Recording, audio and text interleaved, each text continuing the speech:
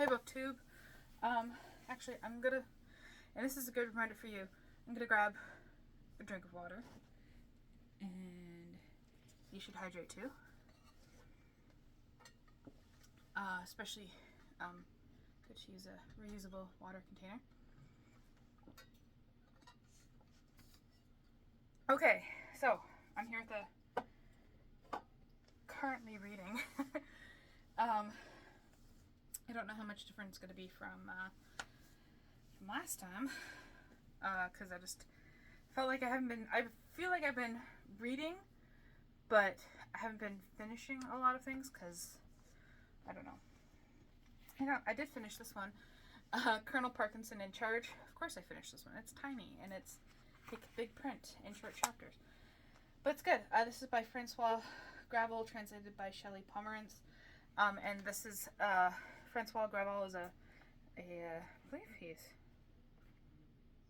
before I say this, yes, okay, so he's oh, no, that was about her. I do believe he is, yes, Montreal. He's a Quebecois author, and he got diagnosed with Parkinson's, and he talks about his relationship with it, the history of Parkinson's, all with like a really good sense of humor, and it provided a lot of like interesting insight and information that I had not known previously about Parkinson's. So yeah, it was definitely like a quick little learner, like a brief entertaining history of Parkinson's. Running out of places to put books. I just don't want to drop it on the floor. Okay, and then all these ones I am in the middle of, and most of them are library books, because I gotta stop going to the library, because look at all these books that I have not read, and yet still I go out and be like, yo, library, what you got for me today? And because they're not mine and I have to return them, I read them instead of these books. Anywho, this is Eat the Apple by Matt Young, and this is about he's 18 when he decides to join the Marine Corps, and I learned that you don't pronounce the S, and you didn't pronounce the P. I didn't know you didn't pronounce the S. I don't know why all those extra letters on there, but you know, that's the way they do it. English. But it's, he joins the Marine Corps. It's a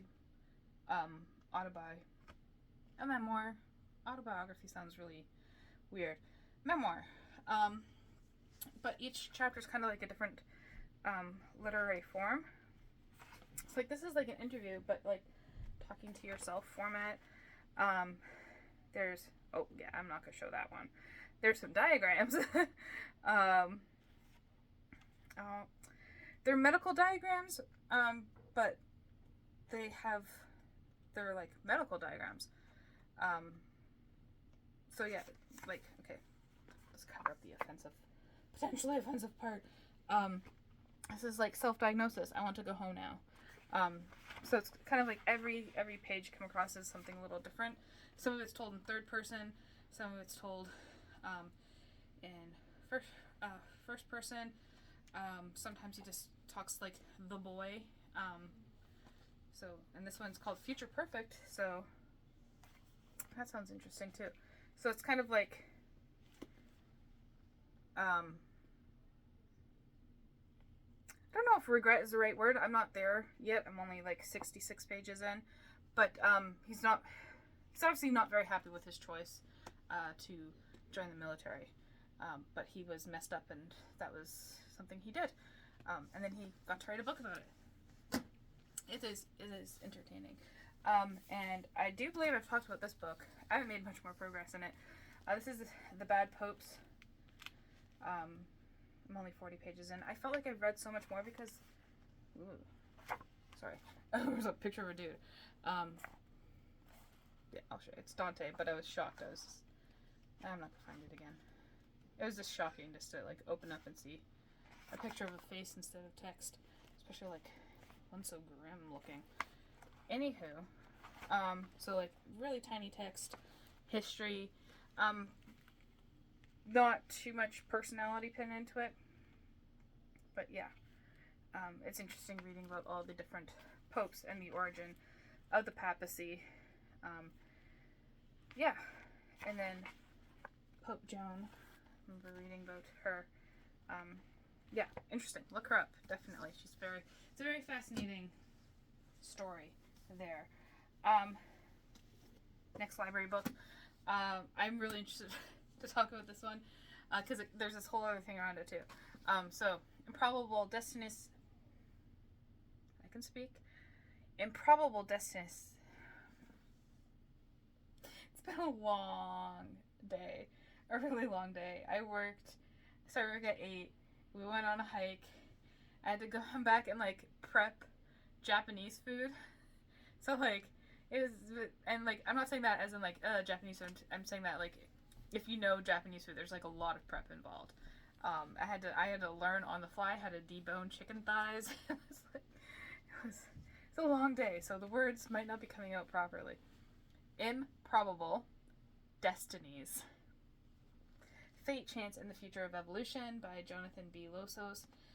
And this is about talking about convergent evolution, which is like, you know how there's like different islands. So if you have like, mostly lizards, if you have this type of lizard and it's the same, okay, so there's an anal lizard on here, anal, and an anal lizard on this island, but they're not the same lizard. I am not explaining this properly. I don't know the whole species, genus type thing. So there's a type of lizard over here, and there's the same type of lizard over here, but it is different enough that they cannot interbreed. But they initially started here, and then they somehow ended up here. And this one evolved to have long legs, and this one evolved to have short legs. In other cases, like this thing went over here, and it developed a very long beak and tongue in order to eat bugs, and this thing went over here, and it developed a really long finger to eat bugs. If you don't know, I'm talking about the woodpecker and the aye. So it's like things that have... I'm not explaining it very well. I'm sorry. I realize I probably shouldn't be doing this because my brain's just like, what are you talking about? I don't know what you're talking about. Convergent evolution. You have Google. Everyone, if you're watching this, you have access to the internet. You can look it up yourself. Convergent evolution. That's what this book is about. So anyways, what I really like about this book, and what I've realized I like a lot about books that I have read, especially nonfiction, is the passion that people have for their topics. Like, was I interested in lizards and guppies before? Like, tangentially, like, lizards are cool and guppies are cool. I wasn't, fascinated with them. But now, feeling his passion coming from it, I am. So, I watched this. I got rid of TikTok. But I watched this thing on Instagram. That's like TikTok, the Instagram Reels. Short video.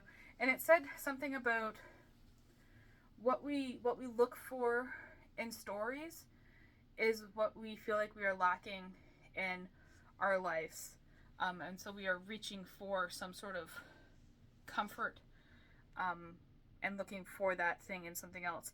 And I've been thinking a lot as like an adult working a full-time job, really like trying to like think back when I was like a teenager and I was just so passionate about things, and I was like I want to feel that passionate about something again, and I'm living that through these books, through feeling people being passionate about things. Like another example of a book that I felt did that was Under the Banner of Heaven by Krakauer, because he was just so interested in like telling you all this information, just like so excited just to like spill it all out and tell you about it. And then it didn't help that like I also love dinosaurs. Like I'm not passionate enough to go into paleontology, but I do love dinosaurs. I think they're really cool.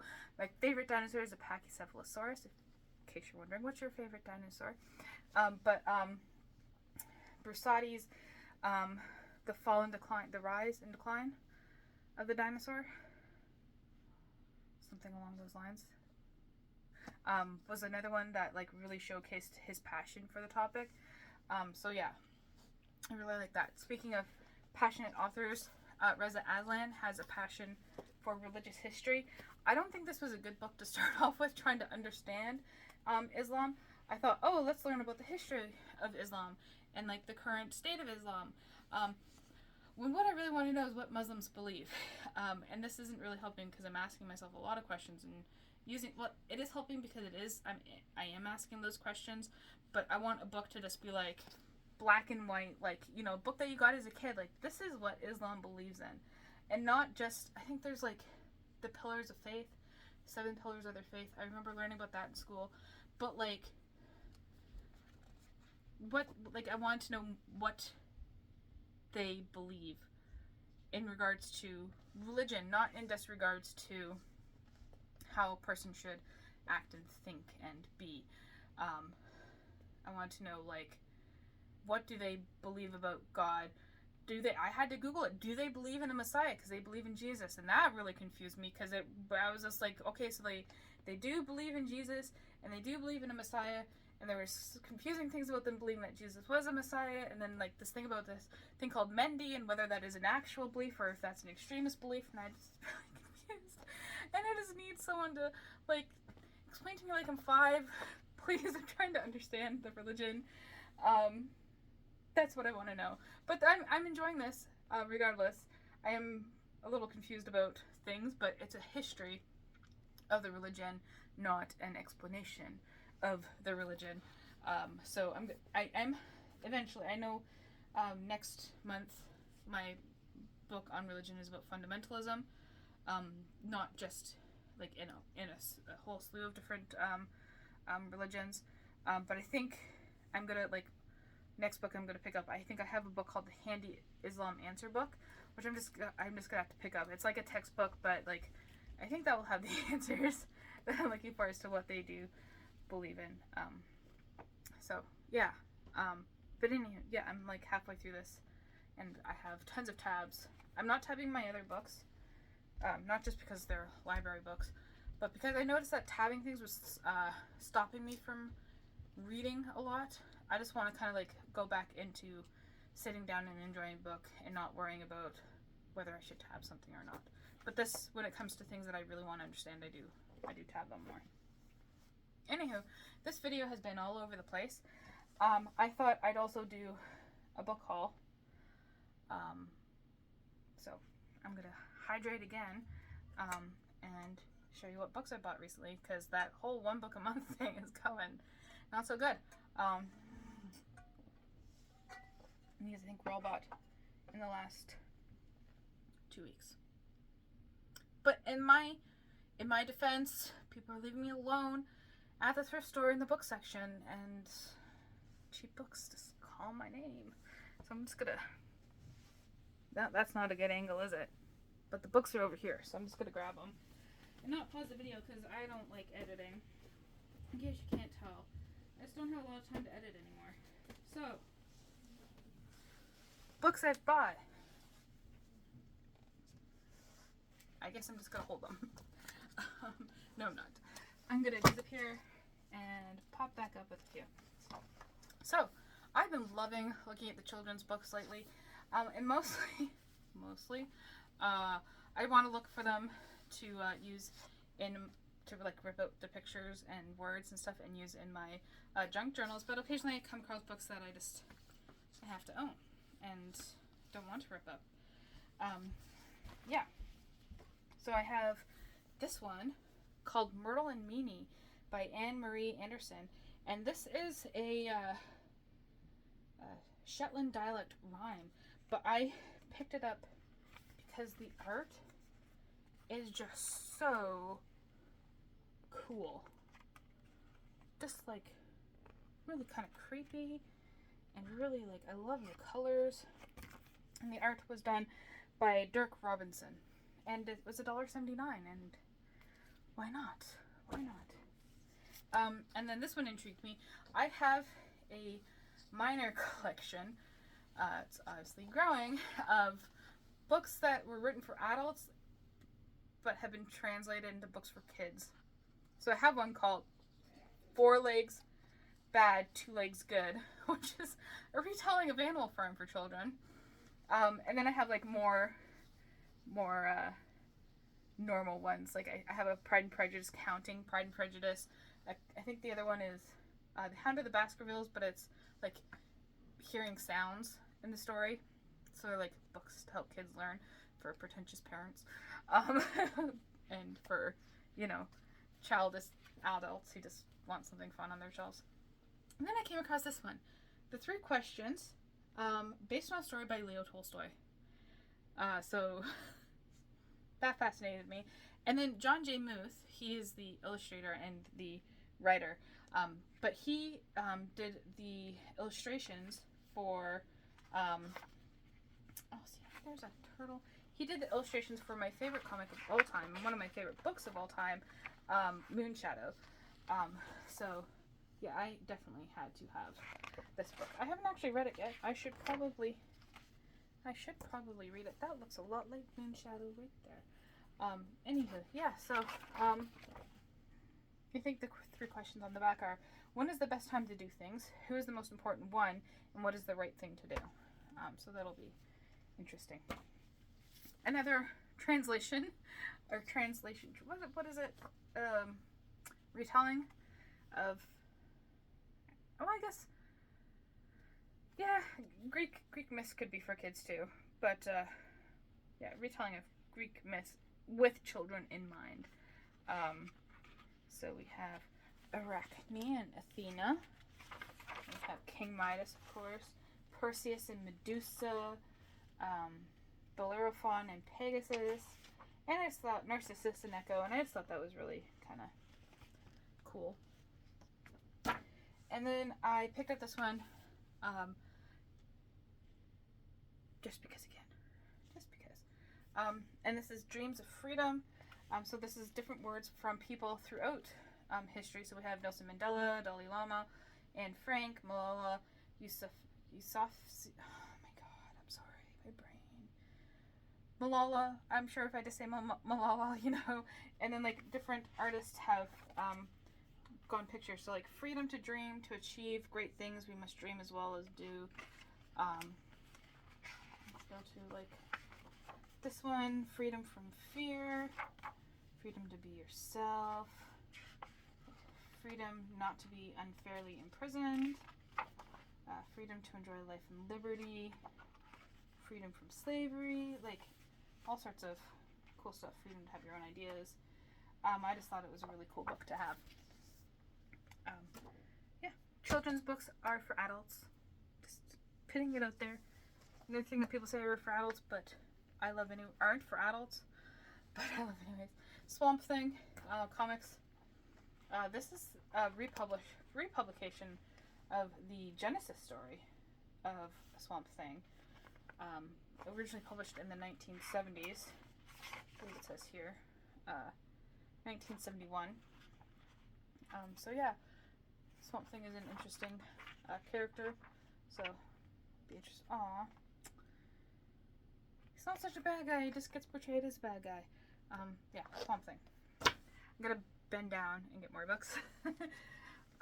This one, The End of Protest, by Micah White. I actually got this book out from the library, and I read a good bit of it, and then I had to return it and didn't finish reading it. And then I saw it at the thrift store, and I was like, I gotta buy it.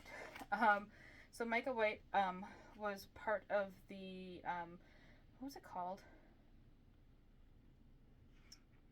My brain's just not working. The Occupy Wall Street. That's what it's called. The Occupy thing. So he's talking about like different forms of pushing back against oppression, not just protest. And then I picked up this, William Norris, News from Nowhere and Other Writings. And William Norris, it says back here, Socialist. And he wrote this utopian novel. So I have read Utopia by Thomas More, and I was interested in reading more of it. So, not more of more, but more utopian novels. So this one came up, and I found it at the thrift store. All these books are from the thrift store. And then I got Why I'm No Longer Talking to White People About Race by Rennie Edo Lodge, I believe. she is, yeah, she's from the UK. So I've read a lot about like American and Canadian racism, so it'll be interesting to see it from a person living in the UK. And I know that's one of the like the more this book is one of the more most recommended books when it comes to learning about racism. And this one just called my name. The Origins of Creativity by Edward O. Wilson. Just kind of, I believe he's a scientist. So this will be an interesting view. By studying, reflects on the relationship between the humanities, the sciences, and the roots in human creativity. By studying fields as diverse as paleontology and neurobiology. The creative expression began not 10,000 years ago, but more than 100,000 years ago in the Paleolithic period. It just sounds fascinating. Okay. This book, Falling into Theory. I loved literary theory when I was in university. I've been wanting to get back into it, but all the other books I have on literary theory are like, you know, the 3,000 page long Norton anthologies. So this one seems a lot more accessible. And when I opened it up, it felt open to an author that I used a lot when I was back in school, Eve Sedgwick. So I was like, I guess that's kind of a sign that I had to pick this one up. Refamiliarize myself with that. And there's another one, The Story of Language by Mario Pei. Yeah. So, just the history of language. Fascinating. And I don't say that sounded really like sarcastic, but I am fascinated by it. And then I've been wanting to pick up this book for a while. Pardon me. I've been wanting to pick up this book for a while. Ian Banks' The WASP Factory. It is a classic horror. I can't tell you much more than that. It's been on my... You know, do you ever do that? You put like a list on your book, like I have a mental list of books that I want, and eventually I forget why I want those books, but when I see them I still pick them up and be like, I wanted that book once, so I'll pick it up, especially if it's only like, I think it was like $1.99, so, but, you know, oh, okay, so, 2 years after I killed Blythe, I murdered my younger brother Paul for quite different reasons. Okay. Yeah. That sounds interesting. So that is it for today. Is April 21st. I know it's probably late. I don't have a clock around here. Time is but an illusion. Yeah. Thank you for watching. Let me know what you're currently reading. Thank you.